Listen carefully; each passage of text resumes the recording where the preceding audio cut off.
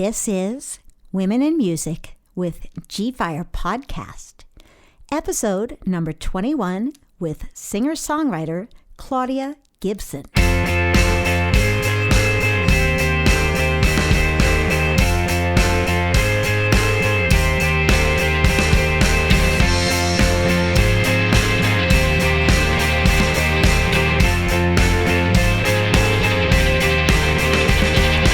Welcome to my studio, Claudia Gibson. Hi, thanks so much for having me. Well, thanks for being available on a nice Saturday afternoon here.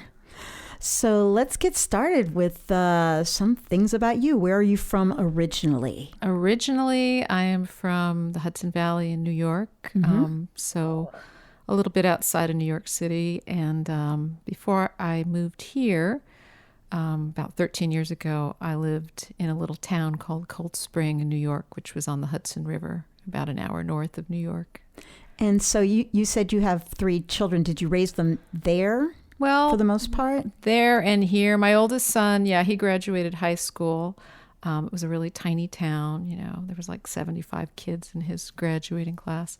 And then we moved out to this area, and my younger kids went to, they went through, graduated down in Wimberley. So they're kind of combo, the younger two. The younger two, some in upstate New York and others in Wimberley? Yeah, Wimberley, yeah. So what brought you to this area?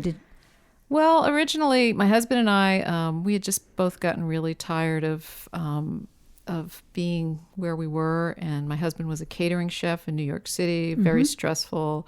At the time, I was doing freelance writing, and things were getting very pricey, and I just kind of had a bad feeling about, the way things were going around where we lived, and I think it was like a premonition because we moved away and then they started having really big problems with young people getting into heroin. There was a huge influx in the high school that my son graduated from. Oh, wow. Yeah. And so I kind of was grateful to come out here, and, Wimberley was still it still is a small town. They have all kids get into things regardless, but, it was there were a little more wholesome opportunities, in music and in, my daughter was into band and theater. My son was really into sports. So, it was just a little better. And then, the idea was that I would be playing music because that was better out here. There really wasn't too much of a scene back there. Now there's a little more, but back in those days, there just wasn't too much. So. And how far is that from New York City? It's about an hour north. There's a train. We don't have trains out here. No, we don't have trains out here. But. Yeah, you could take the train into New York. It was nice. But, and it was lovely, but the winters were cold, and I needed to find a musical community, and I knew I wasn't going to be finding it around there. So I came out here. And did you play? You said you played in some bands, though, in New York City growing up? Well, when I was about 18, I started right away playing in clubs, duo, trio. My sister sang back up and did percussion. We had a bass player. We had a guitarist. And then I did a couple of years of that, and then went off to college for music. And then I got really into playing in rock bands in college. And then I kind of pursued that in New York City afterwards, which was a little tough at the time. There wasn't, if you were a female singer, you were kind of expected to sort of like shake your booty and look cute, or else be a hard rock singer. And I wasn't either. And, the bands that I really liked at the time, bands like The Replacements and, the bands coming out of Minneapolis, it was really kind of a male thing. And that didn't, it didn't really change. I found some good people to play with, but it was just hard. There weren't as many clubs back then. And I sang backup in a whole bunch of very weird bands and strange venues.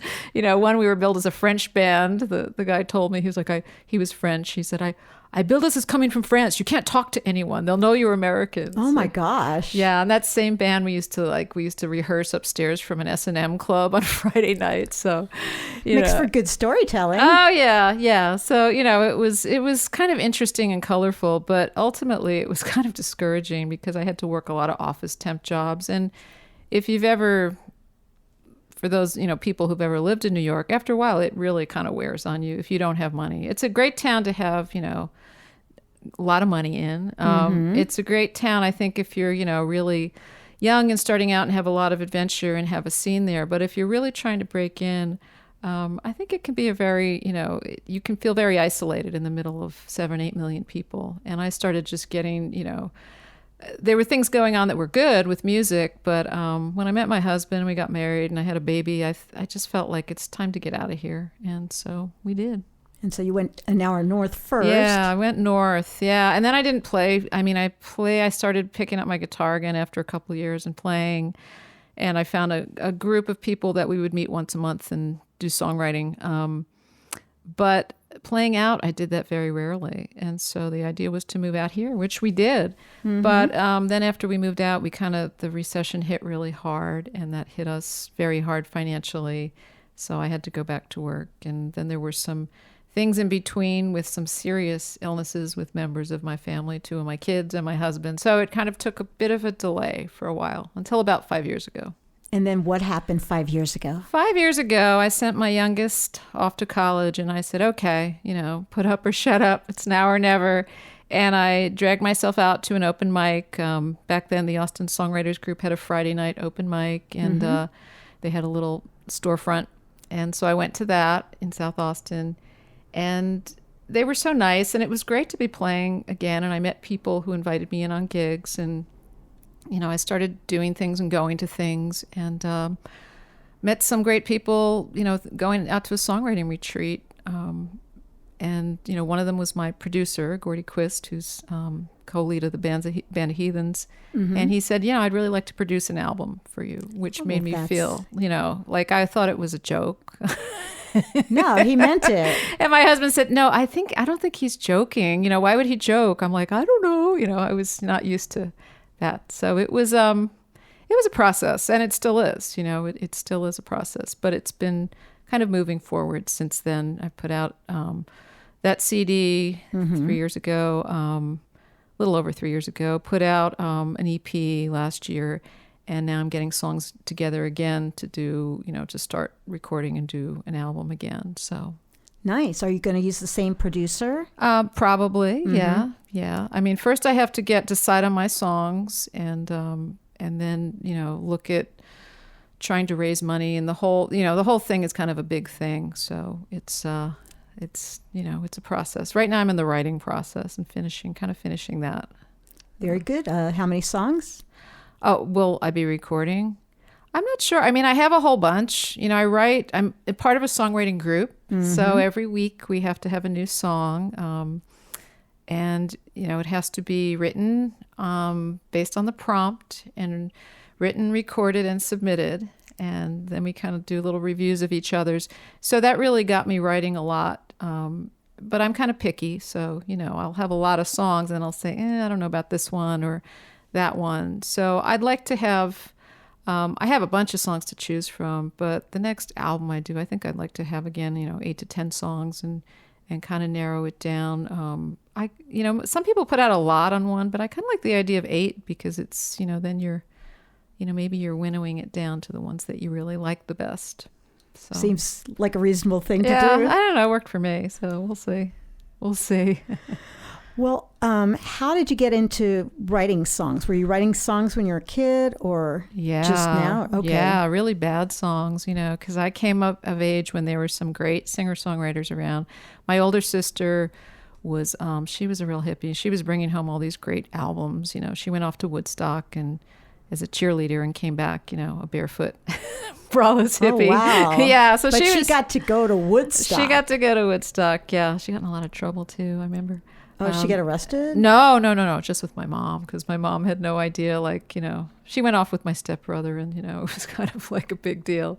But, well, she did it. I'm sure she doesn't regret that Oh, at all. no, not at all. And she came back, and, she started bringing home these albums, and I started listening to them, and I was like, wow, and I was a little kid. I was lucky, because I had my musical sensibilities shaped, at a young age. And who are some of the artists that she brought that really? Oh, the great stuff. I mean, like people like Joni Mitchell, of course, and, right, and James Taylor, and all those 70s singer songwriters. And then it was And then other people that I just loved, like Joe Cocker and Santana. And that, I really got into listening to guitar players. Stephen Stills was a favorite of mine because he had a really great sound.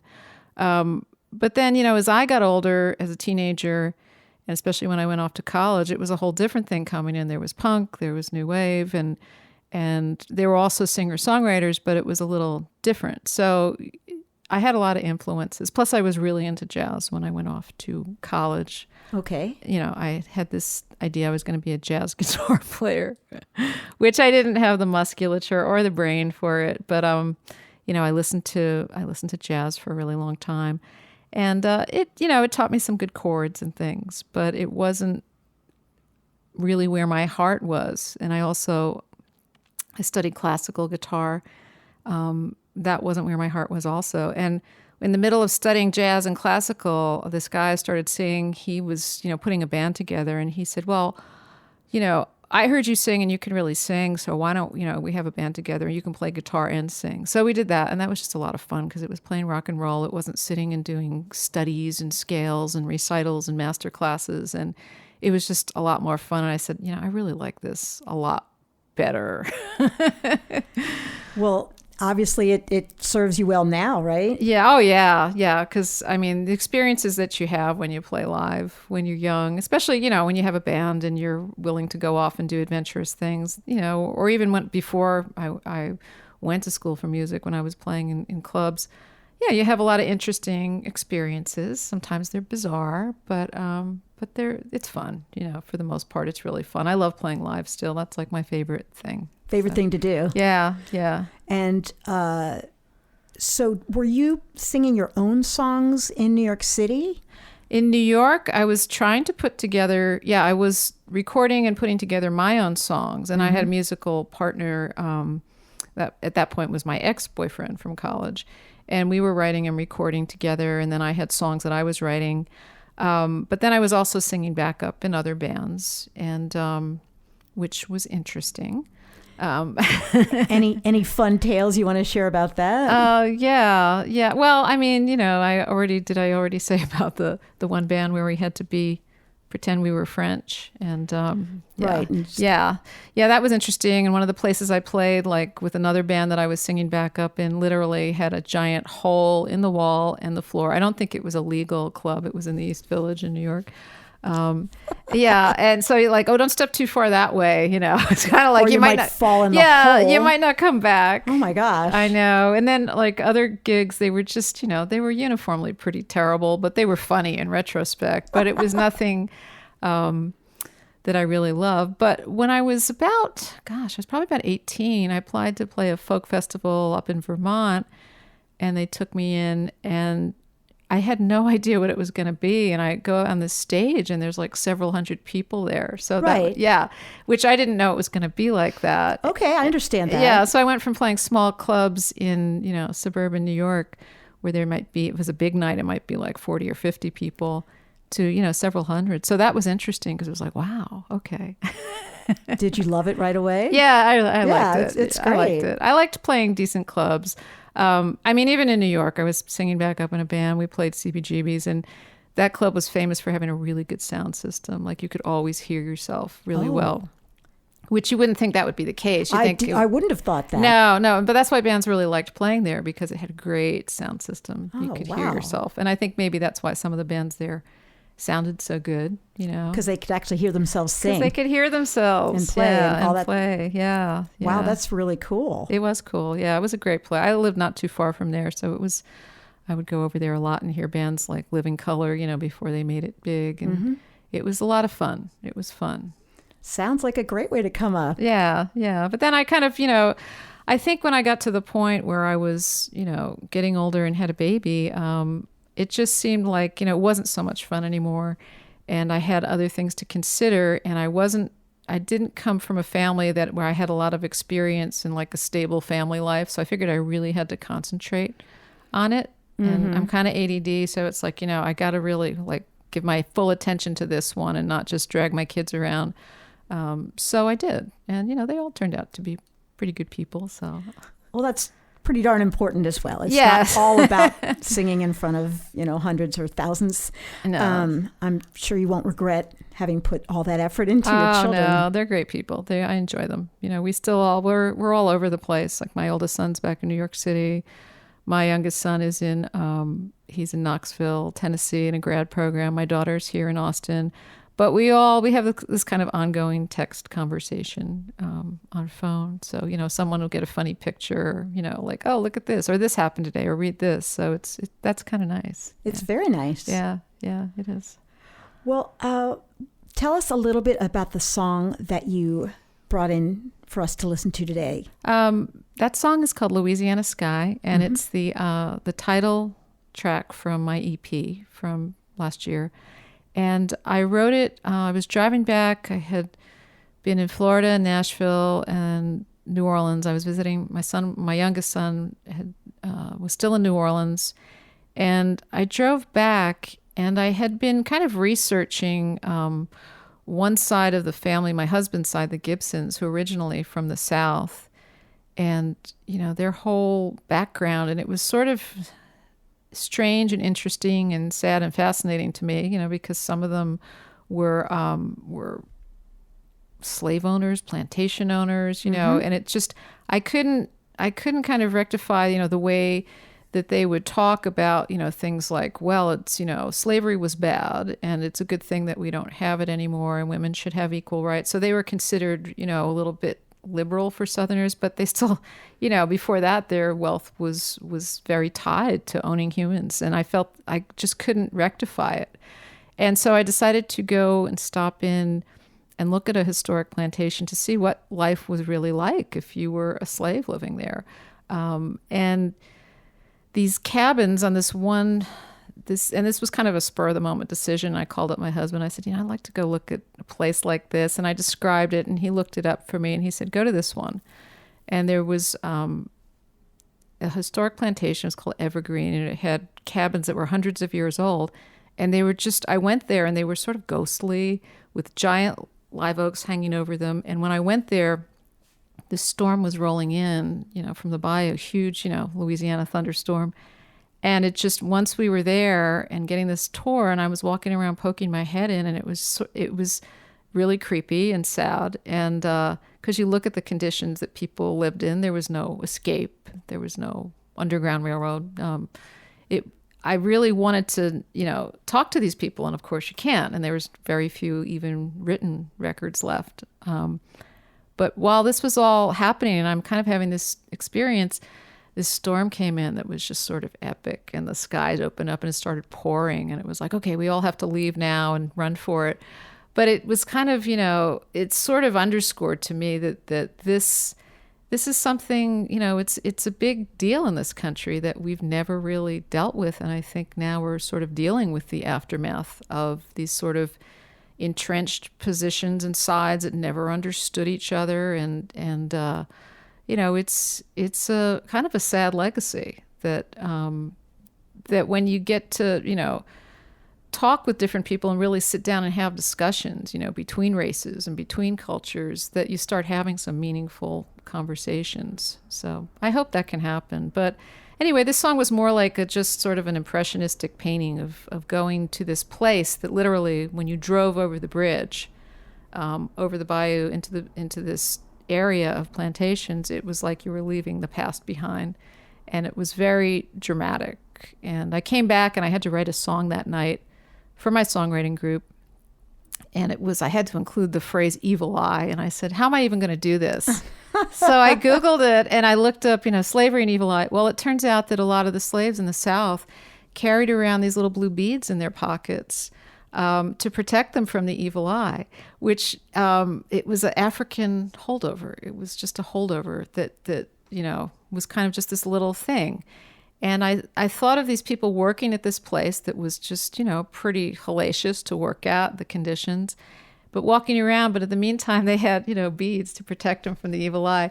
And it was just sort of like this. I said, okay, I got to work this into the song somehow, which I did. It was just a little detail of like, okay, that's interesting, That's exceedingly interesting. Yeah. And it kind of gave me the chill when I found that. I'm like, oh, yeah, okay, now I see the connection. This is what I'm supposed to write about. But this is the song that was saying, no, you have to write this song. And then I worked it in. So another example of singer-songwriter synchronicity. Oh, yeah, absolutely. Don't you think? Yeah, yeah. Okay, so let's listen to the song.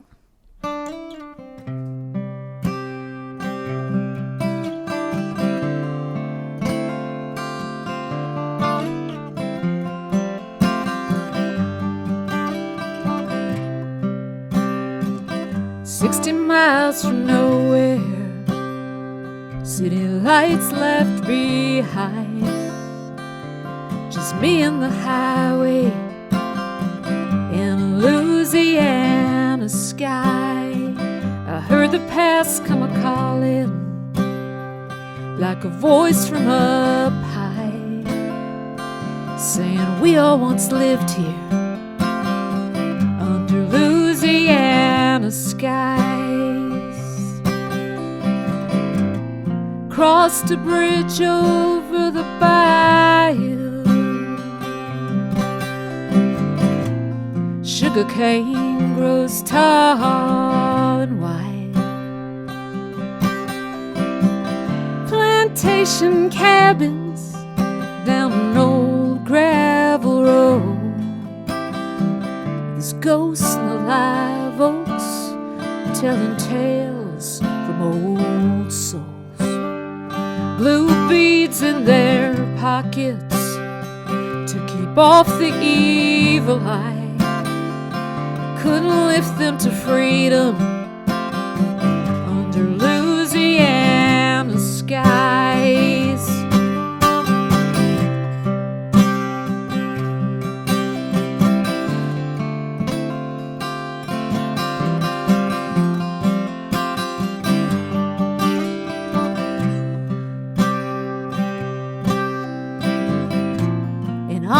Papers, first names only.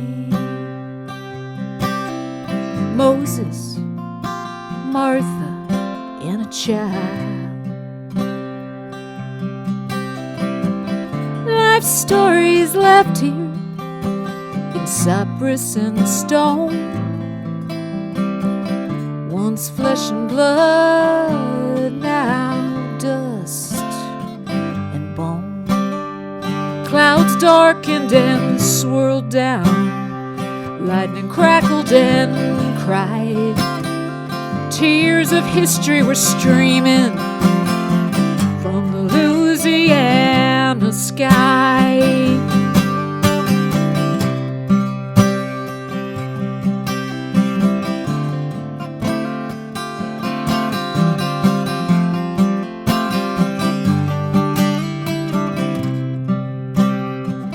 Cabins empty and dusty, voices still by the time. I said my prayer to the nameless in the Louisiana sky. Said you won't be forgotten under Louisiana skies. That was really pretty. Thank you. Yeah, but it's even more interesting because of all the layers that went into the creation of the song. Yeah, and I've had an interesting, some people don't like that song at all, then other people are like, I've had people come up to me. I played it when I played at the Kerrville New Folk competition last summer, and a man came up to me afterwards and grabbed my arm and started talking to me about a similar experience he had had, and the photograph on the front of the CD, which is down from that area with a bridge and a very stormy-looking sky, I found on Flickr. I wrote to the photographer and asked his permission, and he told me he had taken it when he and his wife, who is descended from both slaves and slave owners, were driving around doing the exact same thing, looking at plantations, and it was an area very close to where I was. And that this huge storm had come in, and there was tornado warnings going off on their phone, and he just took the picture with his camera out the window, and so that was interesting to me. Another, quite interesting. Synchronicity woo-woo thing, if you want to. So, yeah. And now tell us where we can find you.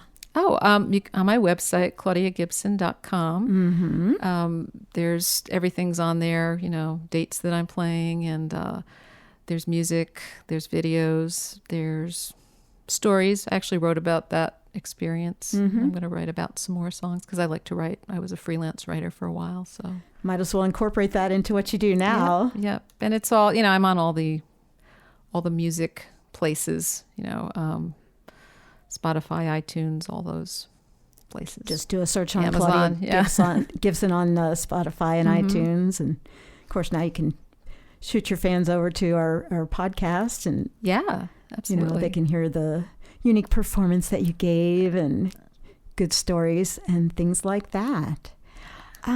Well, is there anything else we haven't covered that you want to talk about? Maybe just one song that's also on that EP is called Dreamers, and it really, I wrote it a couple years ago for Woody Guthrie song competition, and at the time I hadn't really, I'd just been plugging away, not much recognition, but that ended up winning the competition. I ended up going out to Oklahoma and playing big festival stage there, and it was, but the song is about the DACA Act recipients, the Dreamers, and I've known a few, and they're amazing young people, and I think they have something to offer. So I'd love for people to check out that song as well. And tell me what happened with Kerrville. Oh, I went out to Kerrville. I was a New Folk finalist.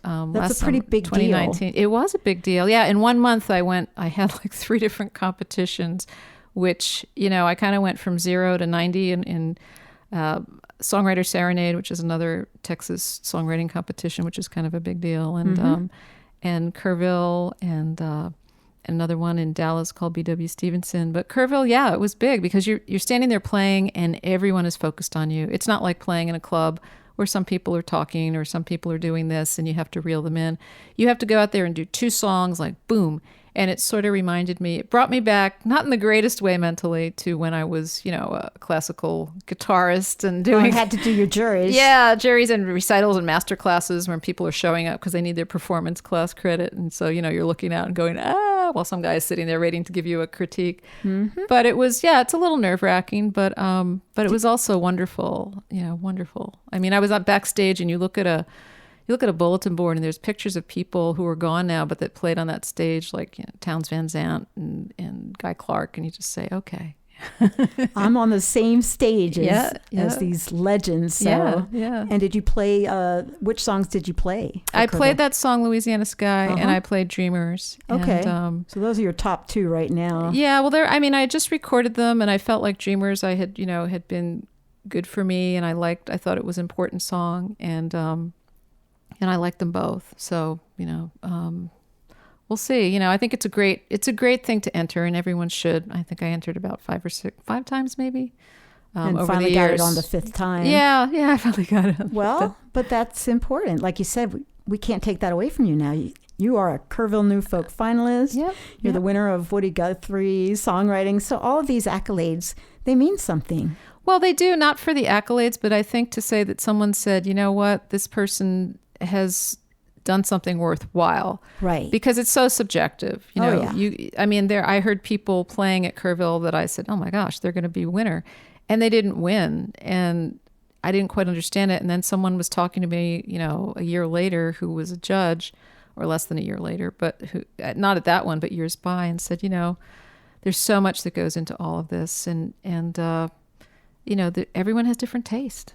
Absolutely. Yeah. Watch any reality TV show. Huh? Oh, yeah. And you just, I think you have to find your own journey and your own way, and work on your musicianship, work on your songwriting, work on what you have to tell that's unique. And then someone might, they might dig it and they might say, yeah, that's great. And live performance is so important because regardless of whether you make it or not in a songwriting competition, if you can play a gig and someone walks up to you, and even if it's not a place where you think people are going to listen, and a wine bar or whatever, and they say, I really like that song really, gave me goosebumps, I loved it, or they cry or whatever, that's meaningful. That's what it's all about. Absolutely. So, well, that's a good note to go out on. Thanks so much. Thanks so much for having me. It was great. Have a great rest of your day. Thank you. You too. Bye.